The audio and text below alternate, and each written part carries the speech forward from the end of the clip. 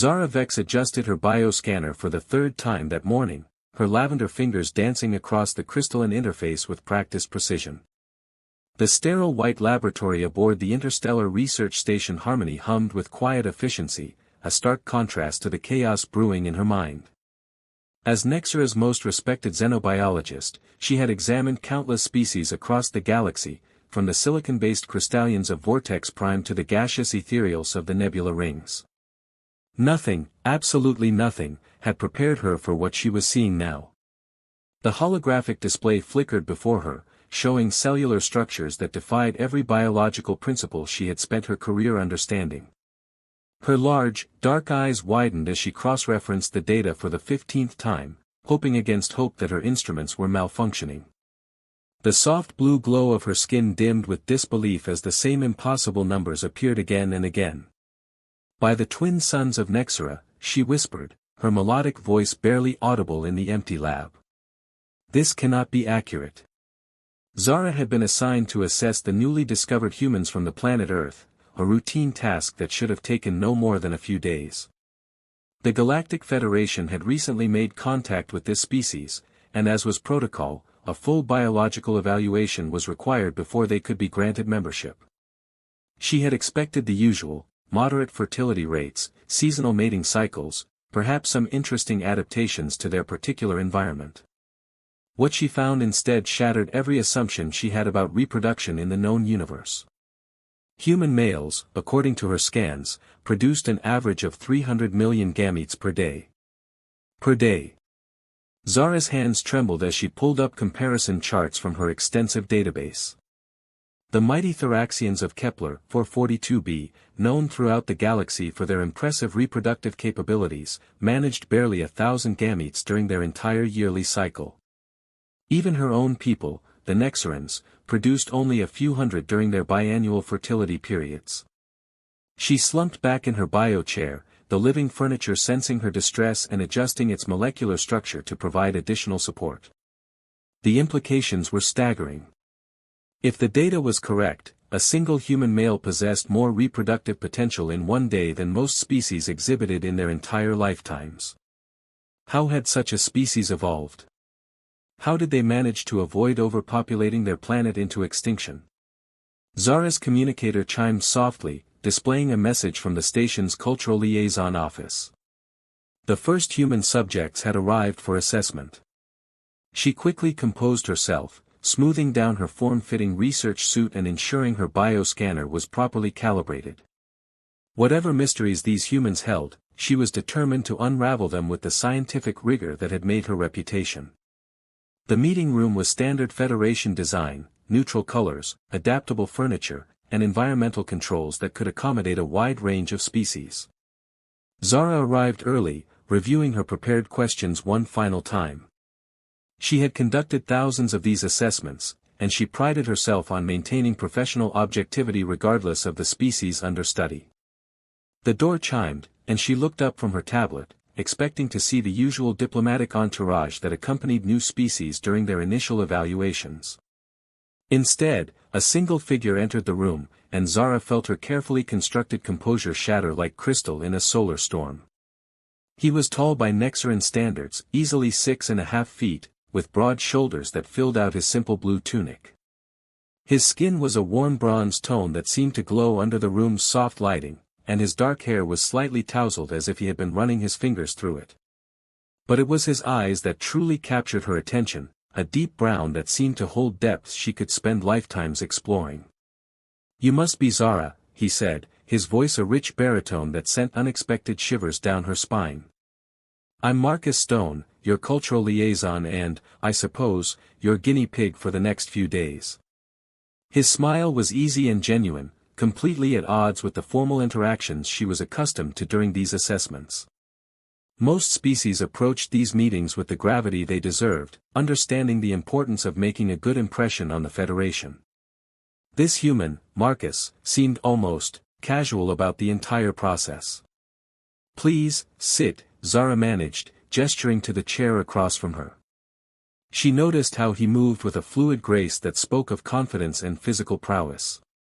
Her scanner had indicated that humans were primarily a bipedal species, but she had not expected such elegant locomotion. Marcus settled into his chair with an easy smile, seemingly oblivious to the internal turmoil he had caused simply by walking into the room. I have to say, this is pretty exciting.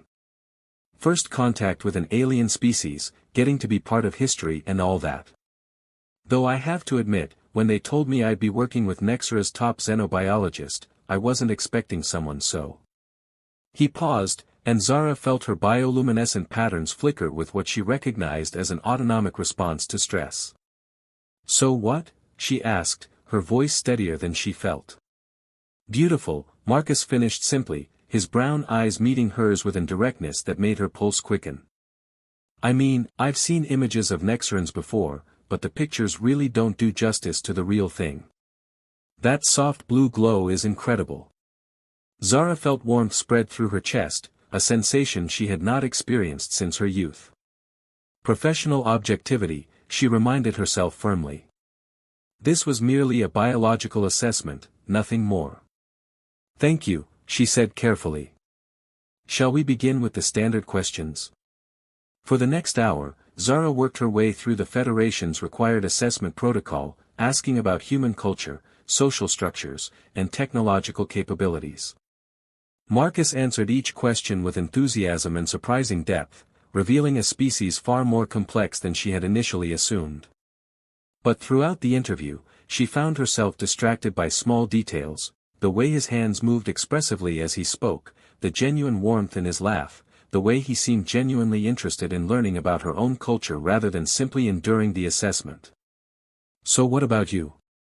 Marcus asked as they reached a natural pause in the questioning. What's life like on Nexera? I imagine it must be pretty different from Earth. This is not part of the assessment protocol, Zara said automatically, though she found herself wanting to answer his question anyway. We are here to evaluate your species, not discuss mine. Come on, Marcus said with a grin that she was beginning to recognize as characteristic. We're going to be working together for the next few days. Surely we can get to know each other a little bit. Besides, I'm curious about someone who chose to spend their life studying alien biology. That takes a pretty adventurous spirit. Despite herself, Zara found her rigid professional facade beginning to crack. Nexera is peaceful, she said slowly. We value knowledge and contemplation above all things. Our days are long and our nights are filled with aurora that dance across 3 moons. We have great libraries that stretch for miles, containing the wisdom of thousands of species across the galaxy. It sounds beautiful, Marcus said, and something in his tone made her believe he truly meant it. And lonely. The word hit her with unexpected force. Lonely. Yes, she realized with a start, that described her life perfectly. Surrounded by knowledge and discovery, but always at a distance, always observing rather than truly participating. When had she last felt genuine connection with another being? I should review the biological data, she said abruptly, standing from her chair. We will continue tomorrow with the physical assessments. Marcus stood as well, and she realized how close they were standing. She could smell his scent, something earthy and warm that made her bioluminescent patterns flicker in ways she did not entirely understand. Looking forward to it, he said softly. And Zara? Thanks for indulging my curiosity. I know this must be pretty routine for you, but it means a lot to me. After he left, Zara remained in the meeting room for several minutes, trying to process what had just occurred. She had conducted hundreds of these assessments, met thousands of species, and never once had she felt such a profound connection with a subject. The data about human reproductive capabilities suddenly seemed far less important than understanding the man who possessed them. That night, alone in her quarters, Zara stared out at the swirling nebula beyond the station's windows and wondered if she was making a terrible mistake. Her research was supposed to be objective, scientific, detached. But as she replayed her conversation with Marcus, she realized that detachment might no longer be possible. The humans, she was beginning to understand, were going to challenge everything she thought she knew about biology, about connection, and perhaps most dangerously of all, about herself. Marcus Stone had always prided himself on being unflappable. 3 years as Earth's youngest diplomatic attaché, 2 years navigating the complex politics of interplanetary trade negotiations, and countless hours spent in cultural sensitivity training had prepared him for almost anything the galaxy could throw at him. Almost anything, except for the way his heart had started racing the moment he laid eyes on Zara Vex. He paced his assigned quarters aboard the research station, running his hands through his dark hair as he tried to process what had happened during their first meeting. The official briefing had mentioned that Nexarans were known for their intellectual prowess and their distinctive blue-tinted skin, but no one had warned him about the way her bioluminescent patterns had flickered when she was nervous, or how her large, dark eyes seemed to hold depths of knowledge and curiosity that made him want to spend hours just talking with her. "Get it together, Stone," he muttered to himself, checking his appearance in the mirror one final time before heading to their second meeting. This was supposed to be a routine biological assessment, a necessary step in Earth's admission to the Galactic Federation.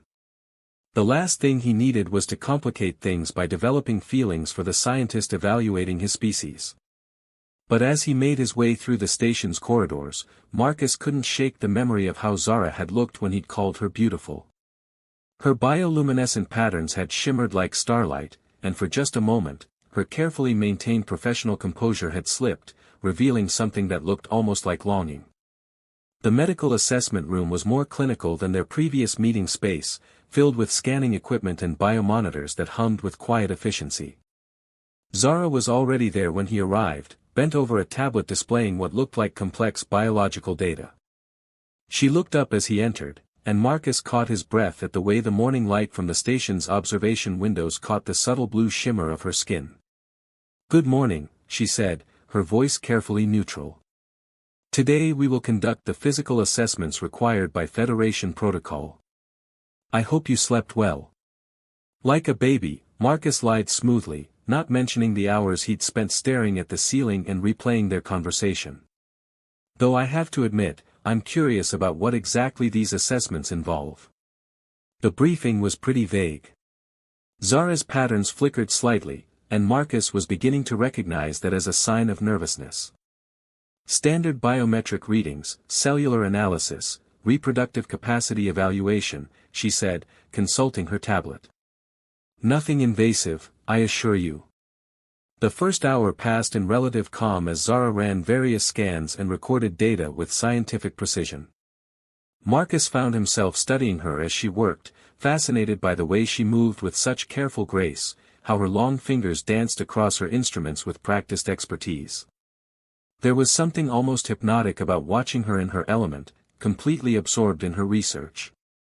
"Your cardiovascular system is remarkably efficient," she noted, reviewing the results of his latest scan.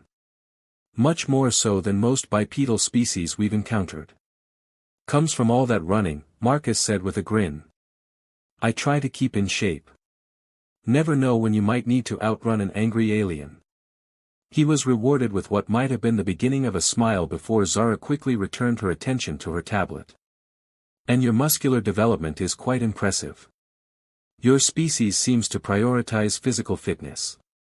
"Some of us do," Marcus said, then decided to take a chance. "What about Nexarans?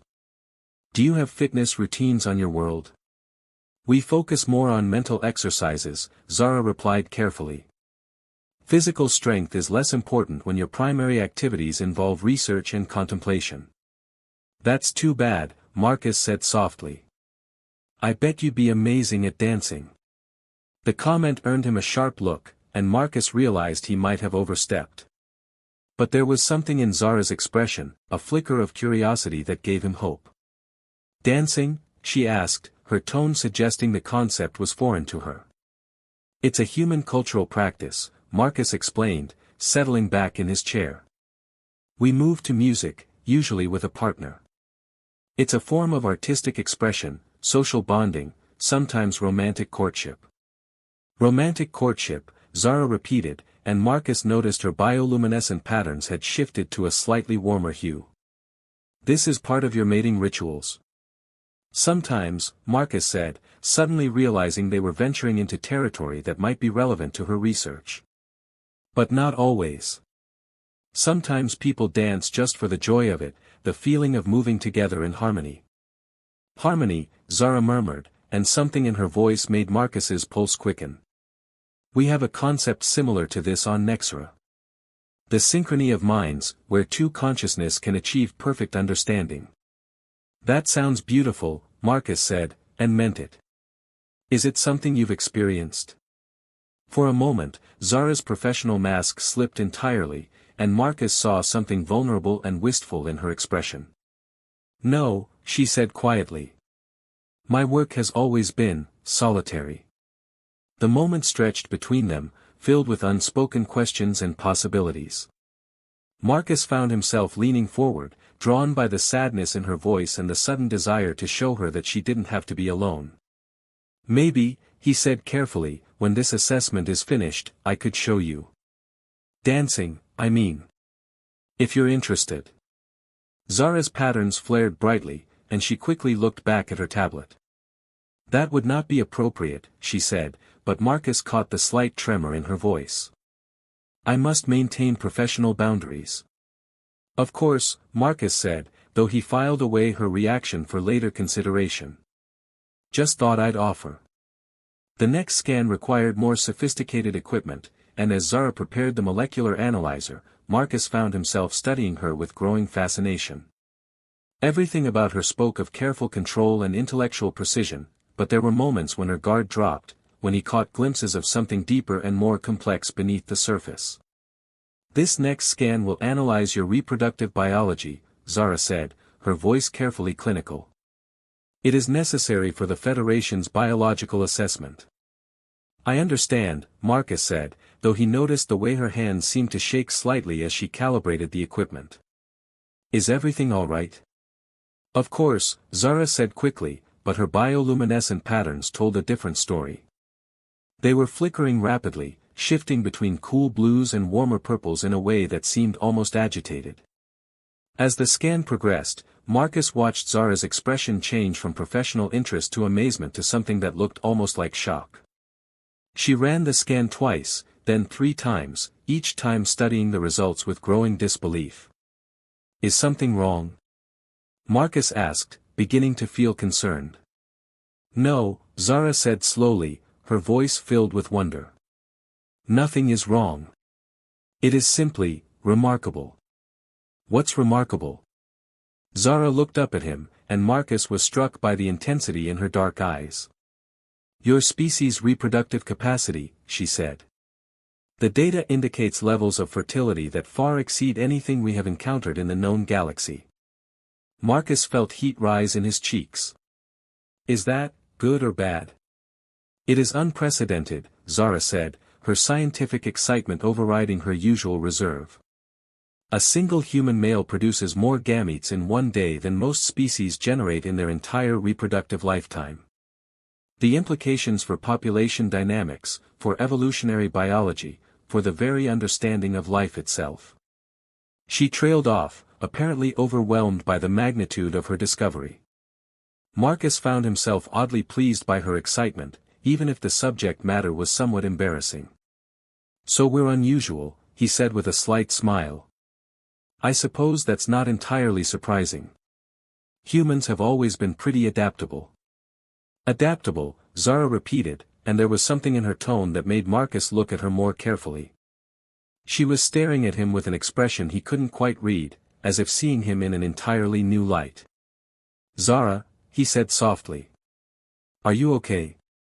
She blinked, suddenly seeming to realize how intently she had been staring at him. Her bioluminescent patterns flared bright blue, and she quickly returned her attention to her equipment. I am fine, she said, though her voice was slightly breathless. This data simply requires further analysis. We should conclude today's session. But as she began packing up her equipment, Marcus noticed that her hands were trembling slightly, and her patterns continued to flicker in ways that suggested she was anything but fine. He stood up, moving closer to help her with a particularly heavy scanner. Here, let me help, he said, reaching out to steady the device. His hand brushed against hers, and he felt a jolt of electricity at the contact. Zara gasped softly, her patterns suddenly blazing with warm golden light. They stood frozen for a moment, hands touching, eyes locked. Marcus could feel the warmth radiating from her skin, could see the rapid flutter of her pulse in the delicate column of her throat. The air between them seemed charged with possibility, with unspoken desires and the growing awareness that something significant was happening between them. "Marcus," Zara whispered, his name sounding like music in her melodic voice. "Yes," he replied, his voice barely audible. "I think," she said slowly, "this research may be more complicated than I initially anticipated." Marcus smiled, his heart racing with excitement and possibility. "The best discoveries usually are," he said softly. As they separated and finished packing up the equipment, Marcus couldn't shake the feeling that something fundamental had shifted between them. The professional distance that Zara had tried so hard to maintain was beginning to crumble, and in its place, something far more interesting and infinitely more dangerous was beginning to grow. That evening, as Marcus returned to his quarters, he found himself thinking not about the implications of the day's revelations for Earth's admission to the Federation, but about the way Zara's eyes had widened when she looked at him, the way her patterns had flared when they touched. He was beginning to understand that this assignment was going to challenge everything he thought he knew about diplomacy, about professional boundaries, and perhaps most importantly, about the possibility of finding connection across the vast distances between worlds. Tomorrow would bring new discoveries, new revelations, and if he was very lucky, new opportunities to explore the growing attraction that hummed between them like an electric current. The galaxy was vast and full of wonders, but Marcus was beginning to think that the most amazing discovery of all might be the brilliant, beautiful scientist who was trying so hard not to fall for him. The thought made him smile as he settled into bed, already counting the hours until he would see her again. Ravi Patel had always been the voice of reason in Marcus's life, the steady friend who could be counted on to provide perspective when emotions threatened to override logic. So when Marcus burst into the station's recreation lounge looking like he'd been struck by lightning, Ravi immediately set down his cup of synthesized coffee and prepared himself for whatever romantic catastrophe his best friend had stumbled into this time. "She's incredible, Ravi," Marcus said without preamble, dropping into the chair across from him.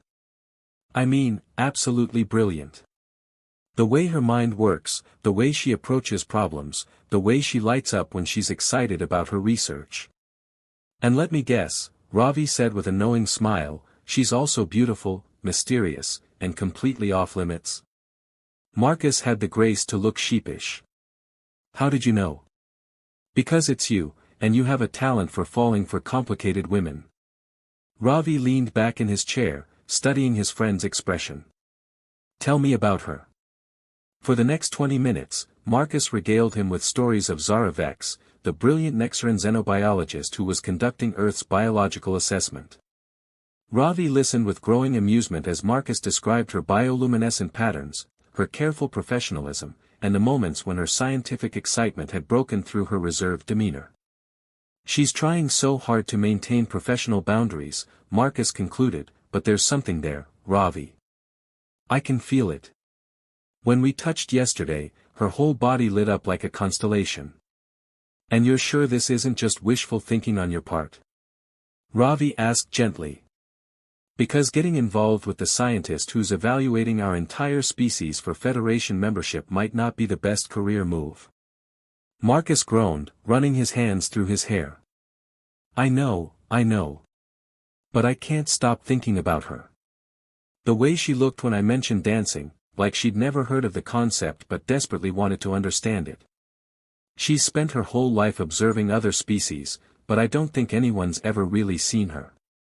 Ravi was quiet for a moment, recognizing the signs of his friend falling hard and fast. "What do you need from me?" "Help," Marcus said immediately. "She's trying to understand human culture, human relationships. But she's approaching it like a scientific problem, all data and analysis. I want to show her what it really means, what it feels like." "And you think I can help with that? How, exactly?" "You're the anthropologist," Marcus pointed out. "You understand cultural exchange better than anyone. Plus, you're married to the most wonderful woman in the galaxy, so you actually know what you're talking about when it comes to relationships." Ravi chuckled, thinking of his wife Priya back on Earth. Flattery will get you everywhere.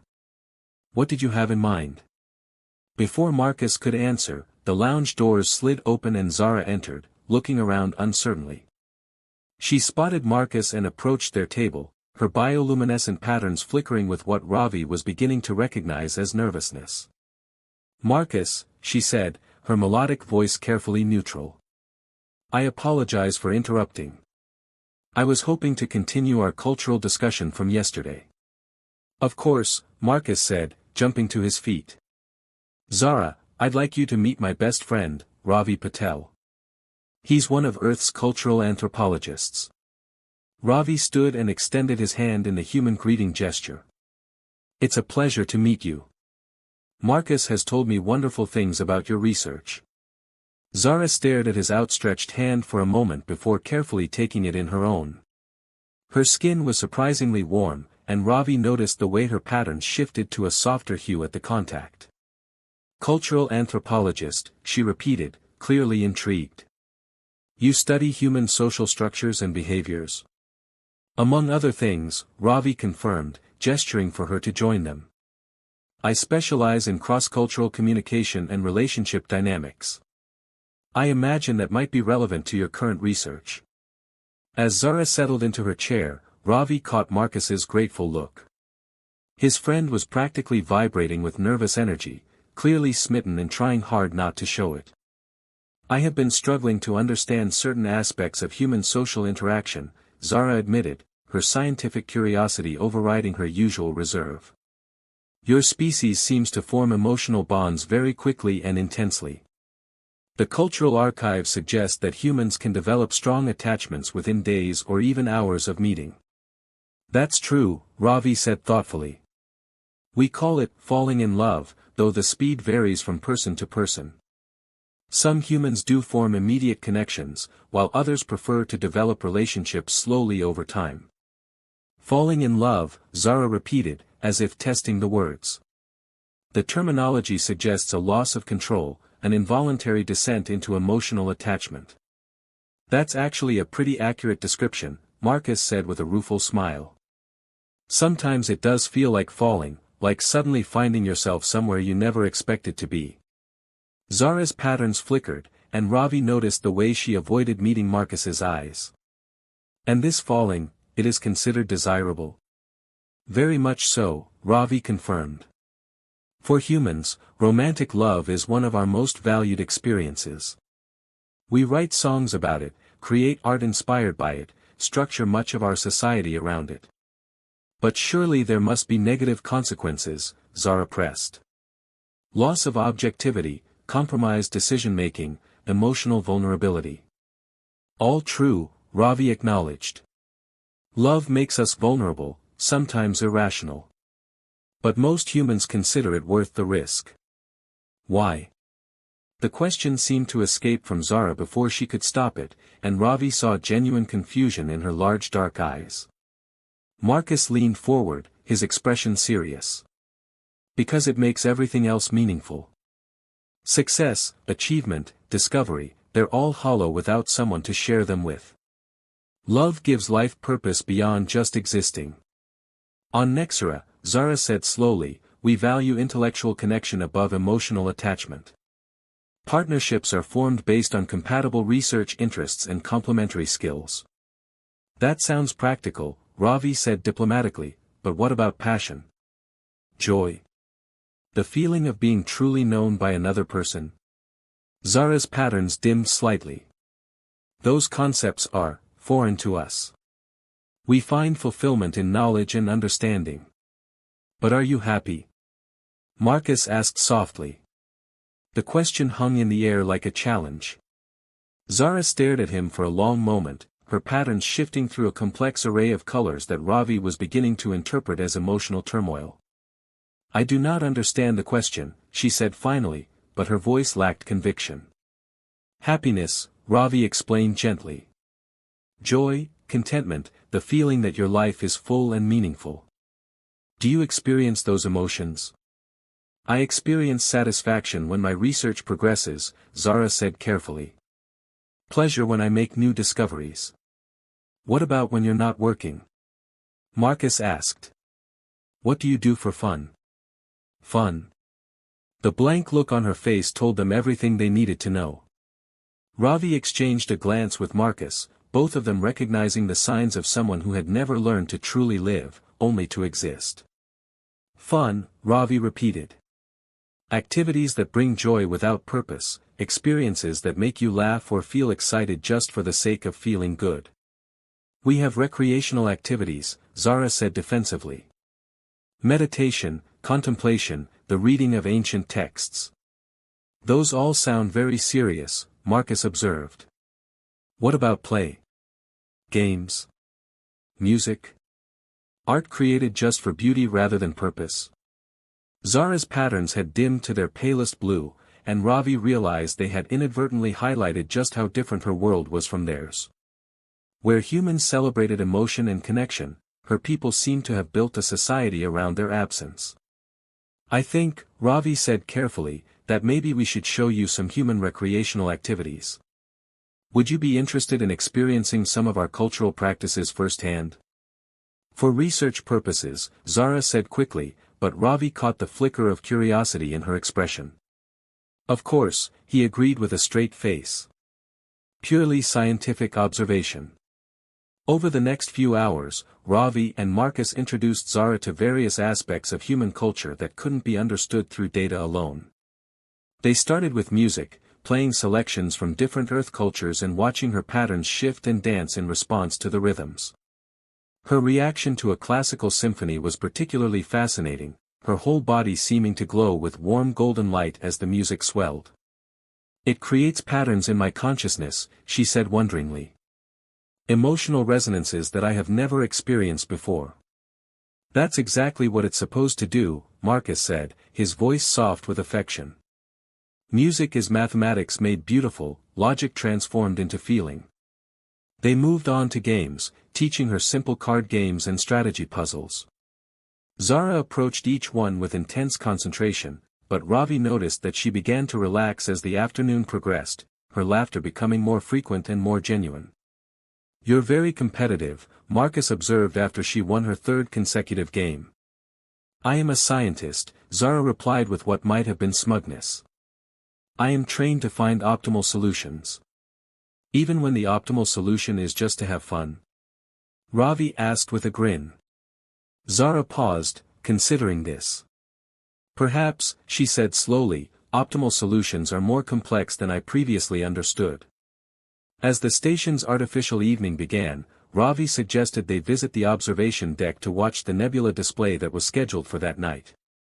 The three of them made their way through the corridors, their conversation flowing more easily than it had hours earlier. The observation deck was dimly lit, its massive windows offering an unobstructed view of the swirling colors of the Andromeda Nebula. Other station residents had gathered to watch the spectacle, creating a quiet, contemplative atmosphere. It's beautiful, Zara breathed, her patterns shifting to mirror the colors outside the windows. Beauty without purpose, Marcus said quietly, standing close beside her. No scientific value, no research applications. Just something wonderful to experience. I am beginning to understand, Zara murmured, that perhaps I have been missing important aspects of existence. Ravi watched as Marcus moved closer to her, close enough that their shoulders almost touched. The attraction between them was palpable, a tension that seemed to charge the air around them. Zara, Marcus said softly, would you like to learn about dancing now? She turned to look at him, her patterns flaring with nervous excitement. Here. In front of others? Why not? Marcus held out his hand, palm up, an invitation.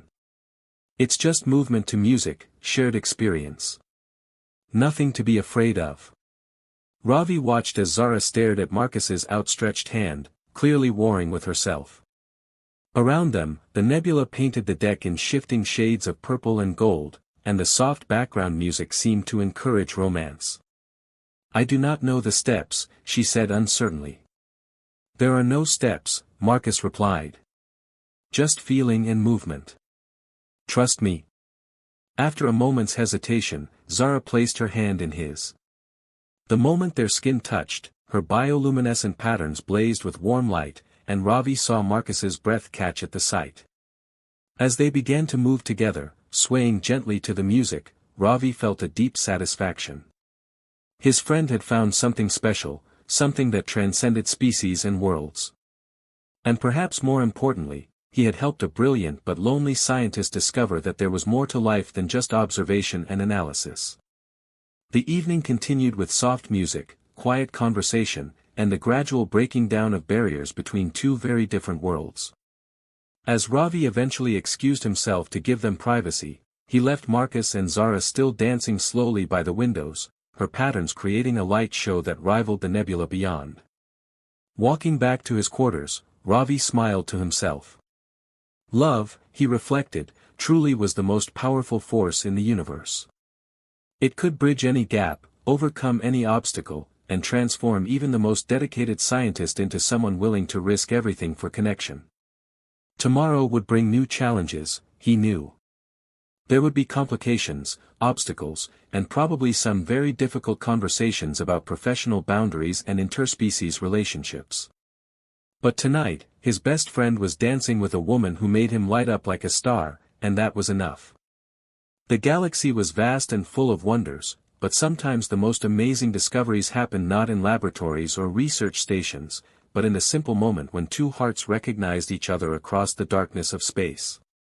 As the station hummed quietly around them and the nebula painted the walls with shifting colors, love continued its ancient work of bringing together what had been separate, creating something new and beautiful from the connection between two souls who had found their perfect match among the stars.